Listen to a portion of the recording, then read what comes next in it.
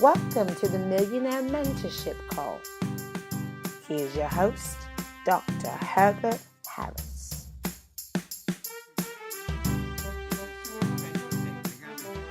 have a topic today that has been floating around for a while. And you know, when we pick our topics, it's really because I think we're all sort of in the same place at the same time. Let me do a couple of commercials. One, of course, you know, many of our topics are taken from our book, The 12 Universal Laws of Success. And we are closing out now on the new Super Achiever edition of the 12 Universal Laws of Success. And you can get more information at www.superachieveredition.com. That's www.superachieveredition.com. So now we've done all the commercials, let's do the work. Our topic for today is faith, focus, action. And that is really the keys to change. Faith, focus, and action are the keys to change. And so why do we need to change in our lives? What does it take to change our lives? And I guess the first question is, why do we need to change? And are you happy right now with where you are? And sometimes we believe that if we're doing all right, if we're happy with where we are, then we don't need to change. We can just sit right there in that comfort zone and we're fine. There are three principles in the universe that contradict that. One, the principle of order. Two, the principle of change. And three, the principle of time. The principle of order says that there is a set of rules. There's a process by which life happens, by which things go on. Just as there are physical laws, there are spiritual laws. There are universal laws that govern the way things happen. And so our universe operates based on order, based on these laws. That second principle of change, if we wanted to look at life, life is like a great river. And a river is always flowing. If a river does not flow, if a river stays static, you know, being a country boy, whenever you have standing water that does not move, in a short time, it becomes smelly. It becomes rancid. And so the nature of life is that there's always motion. And so that idea of change. And so life is like this huge river that is always moving and that we're cast upon the moment we're born.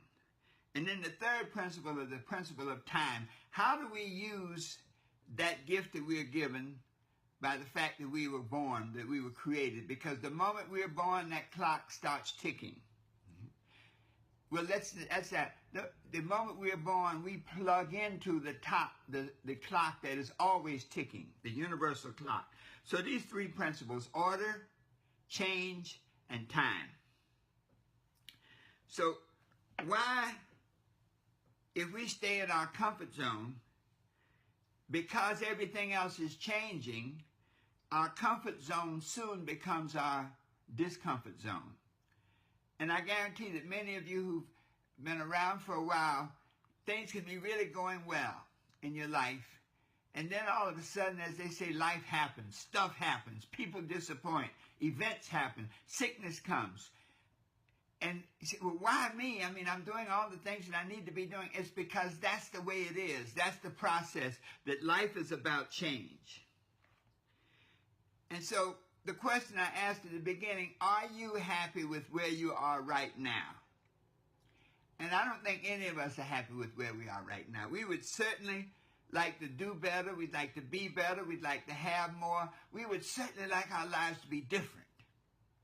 Would you agree? Of course. Another principle is that if we don't grow through things, situations, we will go through them time and time again.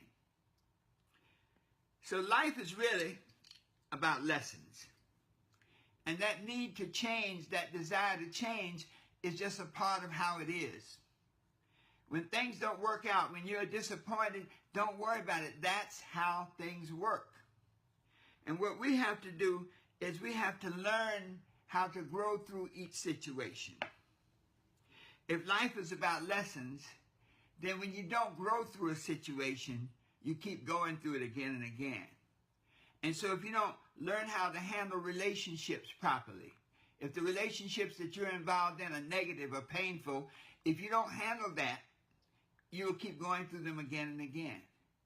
If you start a business after business after business and you continuously fail, if you keep getting fired from your job, you're never there over 18 months, then there's something, that's a life lesson that's being taught to you that you're not getting. So a question I'll pose for all of us is, what lessons are life, or is life, trying to teach us?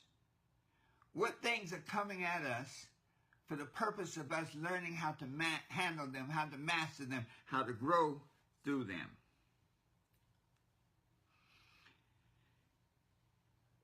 You know, when we talk about the allegorical story of the idea of the Garden of Eden and the tree, the knowledge of good and evil, it's really the aspect of choice.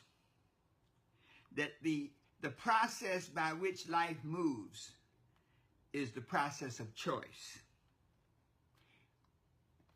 There's a thought, a concept, a spiritual concept. Choose this day whom you will serve. You can either serve the good, the flowers of life, or you can serve the bad, the weeds of life. The interesting thing about life is this: because that river of life is always moving, we always make a choice. There are two approaches to choice. There's the active choice. And I think those of us on this call today, we're about the active choice. What choices do I have to make to take me where I want to go, to help me become the person I want to be? And then there's the passive choice. When you choose not, once again, that image of life is a river. If you're on that river, if you choose not to row your boat, we like to look at life as a sailboat. If your sailboat just sits there, no sails hoisted, no motor running, then life moves it along. And so there is no situation where we don't make a choice. We have to make an active choice or a passive choice. The active choice, we determine what we want. The passive choice, the world mind, the negative mind, the existential mind determines what we want. And so what is choice, really and truly? You know, so what is choice? And choice is really about selection. In other words, you select A over B. Every moment in life, we're confronted with choices. If we're happy, there are choices of how to maintain it, how to grow it. If we're unhappy, there are choices we have to make about how to stop it, how to change it. I look back, and Robert Frost has always been one of the great poets, and he was clearly one who understood the order, change, and time principle. He says this, interesting: two roads diverged in a yellow wood, and sorry, I could not travel both. In other words, you must make a decision. I could not travel both and be one traveler. Long I stood and looked down one as far as I could to see where it bent in the undergrowth. And in life, that's really what we do. We are where we are right now. And when the choices that confront us, to be active about the choice, we have to look down that road and see, is that where we really want to go? Is that the relationship we really want to maintain? Is that the business we want to continue? Is that the profession that we want to be in? You know, some people live their lives hating every moment of it. And he goes on to say, Then I took the other as just as fair, and having perhaps the better claim, because it was grassy and wanted wear, though as for that, the passing there had warned them really about the same. In other words, when you look at a decision in life from where you are, you may not be able to see the bends around the road, the dip, the manhole. But he goes on, he finally ends it, he says,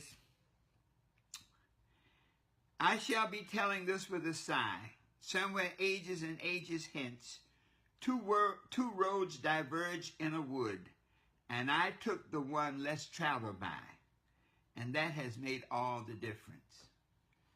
And so when we are where we are right now, and we have those situations in our life, that's okay. When we make that choice of the way we want to go, it's okay that nobody else goes there. We don't have to follow the crowd. We don't have to follow the herd. We don't have to do what other people say we need to do. And so we are always confronted with the choice. If we want to create the life we desire in our lives, we're always presented with a choice to do or not to do. A choice to see or not to see. A choice to feel or not to feel. Many times our life is complicated when we look at the choices, and I'll say make poor choices. In other words, when we choose not to do and everything else changes. When we choose not to see, when we can see things going on where we need to speak up, where we need to define boundaries for ourselves, where we need to let people know, you can't treat me this way, you can't do these things in my presence. And we choose not to speak, not to see the truth of it. Even more importantly, where we choose not to feel. Sometimes we can be in deep pain, and we choose not to feel the pain. We mask the pain with denial and excuses. You know, even the final choice, the choice between life and death. There's a great line in one of the rap songs, and it says, everybody dies, but not everybody lives. I had to think about that for a minute. And what he was really saying is some people, by not choosing a direction in their life, by letting their choices be the passive ones, by letting other people determine where they go in life, by letting events determine how they experience life, then they've really given up that life that they were so beautifully given by the Creator. So the bottom line is this: we are where we are because of the choices we make, whether they're active or whether they're passive. And so with that analogy, that life is like a river, and this river moves in accord with certain principles, and if we are to be successful, we have to harmonize with those principles. You know, from the moment we are born, that whole idea of birth comes through a liquid process in the womb. And this whole liquid process now, we literally are born into the river of life, and we flow with it. And so an analogy I think that will help us in getting us where we need to be and where we need to go is to look at life as a river, constantly moving, and that we are a boat, a sailboat on that river. Our boat consists of our sails, and the sails are that part of us, like our attitude. The sails deal with the external forces. Yeah. We have the sails, we have the rudder. The rudder deals with how we steer our ship. We have the engine. The engine deals with our desire. And we have the crew, the people we permit to come onto the ship that is our life. And so the sails, you know, the wind is like the external environment, the things that happen. You know, we often say we may not have control over the winds. We may not have control over certain external things, but we always have control over how we react to it. And so the sales represent our attitude, that we can change our attitude to be able to negotiate the world successfully, negotiate the river successfully, regardless of the way the wind is blowing. You know, in the financial world, there's some people that always make money, whether the economy is going up or whether the economy is going down, because they understand the order of how money is made. Sometimes you buy low and you sell high. Sometimes you sell low, sell high, and you buy low. The time principle is interesting. In the stock market, normally people say, well, they buy low and they sell high. You make a profit. Well, in the stock market, they have something called day trading, where you sell it before you buy it. So when you're expecting the stock to go up, you buy low and you sell high. When you're expecting it to go down, you sell high and you buy low. You know, in day trading, you're betting on the way the stock moves, not whether it's up or down. You just decide which way you think it's going to go. And so the wind is the external thing, the external forces that interact in our lives, and we handle those external forces by our attitude. The sails represent that attitude. The rudder is our guidance system. And so as we look at where we are right now, a part of where we are right now is a result of our rudder. And our rudder is our guidance system, our core values, our belief system, how we feel about ourselves. You see, if our rudder is not right, sometimes we can have core values where our belief system is not based on truth, where we lie. We can have a rudder where we can't be trusted. And so that rudder, though, determines your core values, and so you negotiate through the river of life based on your core values. And so many times we have to go back to our childhood. If we keep hitting a rock, and we do hit rocks in the river, then it may be that our rudder is not working properly. We are steering ourselves into that rock because we have a core value of insecurity, a core value of low self-esteem. And so that core value is our rudder, and somehow we find a rock to hit. We seek a rock out to hit. The engine is our deep desire. And when I say deep desire, I'm talking about your passion. If you don't desire something deeply, if you have no passion for it, you're probably not going to be successful at it. And the crew, those people we permit to come on board. Now, there's one thing that we have to look at, and that is this. A rudder has no function unless there's a destination. The sails have no function unless there's a destination. Even the boat itself, unless it has a destination, it will be like a thistle in the wind, going hither, thither, and yon based on the way the wind is blowing. Even with your crew, you have to have a destination to determine who should be on board. And so we go back to that point. We often say one of the core principles says, write the vision.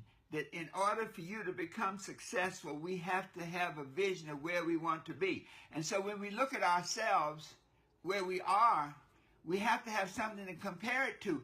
If we are where we want to be and still we're unhappy, then we got to make some serious changes. And so where we want to be is critical. And we talk about it often, how you have to paint your why. You have to lay out your why. You have to be clear about your why. You have to write your vision. You have to make it plain, that he may run that readeth it. And just having made that vision plain, you know that it's going to manifest. When we look at where we are, we say, well, we have to change. If we're not where we are, then a new destination we must create. If we're not happy, then we have to ask that question. And for each of us today, ask the question, if I'm not happy, then what would happiness look like? What would I have to do to be happy? How would my life look if I were happy? How would my life look if the things that I desired were present, if they manifested? And you see, once you have that in your mind of how you want your life to be, then the principles that operate are faith, focus, and action. Now, faith. You have to have faith in that you want to be, in your why, in the person you see for yourself, in the vision you have of yourself. You know that principle, where there is no vision, the people perish. Where you have no vision, you fail. So you cannot be successful without a vision, without goals, without desired outcomes. And so faith is saying, really, you have to have faith in that you seek. Faith is the substance of things hoped for, which means you have to hope for something. You have to have a goal, a vision. Faith is the substance of things hoped for and the evidence of things not seen. In other words, faith means that even though it's not there, it's like the farmer. Even when you plant a seed of corn and tomorrow you can't see a thing, but faith says you got to keep watering that corn. You got to keep watering that seed. You have to pull up the weeds from around it. So faith is, faith one, faith in the source. That we were put here for good, that everything in life is for our good. And that whenever we experience negativity, pain, is to teach us to do something different, to look at it a different way. So we have to have faith in our source, that we were put here for a purpose. If we don't have that faith in our source, that bigger picture, then we're like a ship without a sail or a rudder. So we have to know with assuredly that we were put here for a good purpose and that only good things come to us. If that's the frame of reference, then when anything comes to us that does not appear to be good, then we can ask the question, what is the lesson I must learn from this so that I can grow? We have to have faith in ourselves. You see, everything is always about that choice. We have to choose to learn, practice, and master the skills of living. One of the reasons we wrote the 12 Universal Laws of Success was because we recognized that living is a skill and you have to learn those principles and master them to be happy. So faith in self, that you have the ability to do what must be done to create the life that you desire for yourself and for your family. And then third, you have to have faith in the process. There's a great thought, all things work together for good. You really have to believe that. All things work together for good. That when you write that vision and make it plain, you have to know that all things are working for good to make that vision manifest in your life. On this foundation of faith in source, faith in self, faith in the process, you must then have focus. You see, once you have a goal, once you've decided where you are is not where you want to be and where you want to be is somewhere different, and then you have faith that you can get there, you now have to focus on that thing that you want. And I tell you, when you look at the way these principles are put together, write the vision and make it plain. So you must have focus on that vision. And focus meaning that you have such strong self, notice operative word self. You must have such strong self-control that nothing and no one can deter you from going for your vision, from achieving your goals. Focus is what you give your power to. Where focus goes, power flows. When you pay attention, that means you take the consciousness in your mind and put it on a particular object. That's focus. It's like taking the sunlight that warms us outside and putting it through that magnifying glass of focus so that it can be focused so much that it can create fire. One of the principles of focus is what you recognize, what the thoughts that you permit to come into your mind. What you recognize, you energize. Whatever it is, if it's negative thoughts, if you're thinking, oh, I'm going to fail, oh, people don't like me, oh, I'll never be able to accomplish it, that's in your mind. So whatever you recognize, you energize in your heart, in your feeling nature. Whatever you energize in your heart, in your feeling nature, you realize in your life experience. So focus magnifies the intensity of your desire. You see, you can't have focus and not have desire. Focus is intertwined with the desire. The level of your focus is congruent with the level of your desire. How badly do you want it? I love to watch athletes when they give everything, when they go the extra mile, when they are ready to drop dead and somehow they find a way to go and to keep moving. Thomas Edison said this. He said, the key to success is to always be ready to try one more time. That no matter what, to try one more time. Now that embodies faith, doesn't it? Because why would you try one more time if you didn't believe it was going to happen? That embodies focus, doesn't it? Because that you try is that which you're focusing on. Now let's look at action.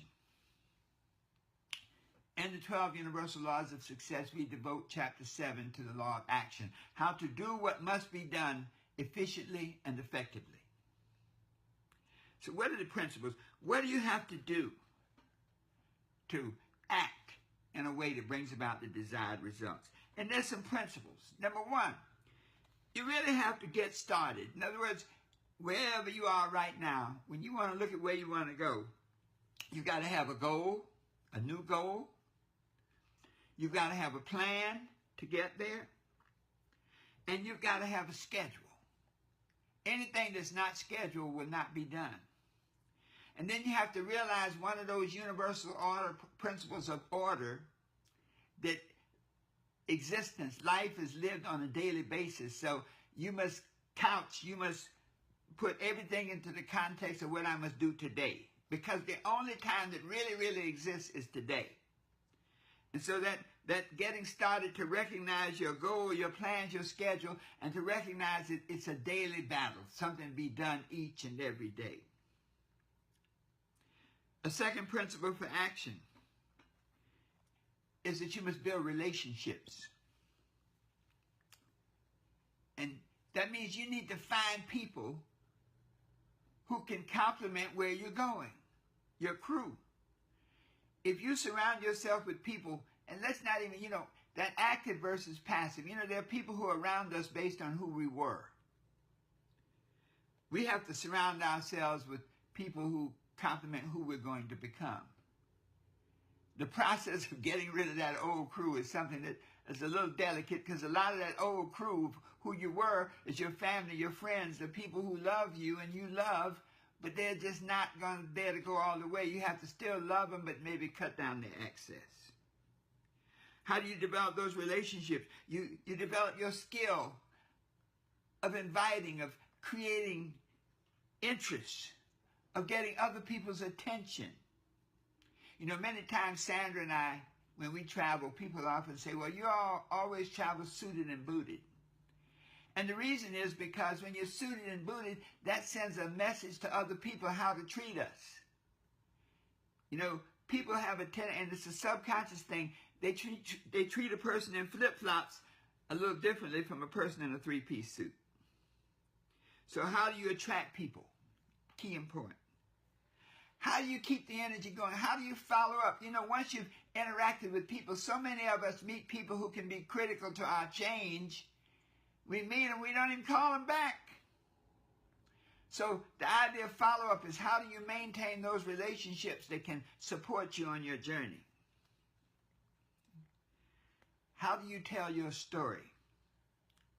Life is a business, the business of living. In business, you say, how do you do a presentation? In life, how do you present yourself that the people around you want to help you, want to be a part of what you're doing? You see, the law of attraction is based on this.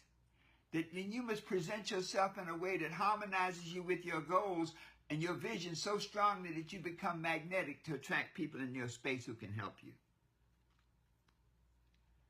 Next skill, fifth skill, how do you deal with objections? How do you deal with obstructions? How do you deal with obstacles? there will always be challenges. There will always be obstacles.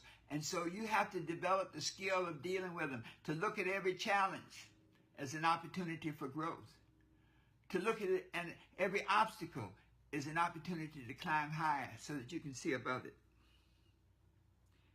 And then that sixth skill is the skill of making a decision, of closing the deal on the things you want, to make a decision that I'm going to the left instead of to the right. That I'm going to choose this course of action, that road less traveled, as opposed to what everybody else is doing. And so, folks, when we look at our lives where we are right now, and when we're not happy about it, we want to change, then we have to look at having faith in a new vision of ourselves, having focus on that new vision of ourselves, and taking action. And when I say action, I mean purposeful action. You see, when you make decisions about change, they can't be tentative. Because if you're not sure, then doubt will creep in. See, doubt is that one thing, it's almost the negative modus operandi. Doubt can creep in to make you wonder about your decision. Doubt can creep in to make you wonder about your ability, your relationships. Doubt can undermine everything you're doing. But look at the circle. The antidote for doubt is faith. And so when doubt creeps in, you have faith in your ability to achieve the life that you want, to live the life that you want to live, to be the person that you want to be, to have the things that you want to have. Folks, when we have faith that we can accomplish whatever it is we decide that we want to do, and we must decide, we must write the vision, we must have a goal.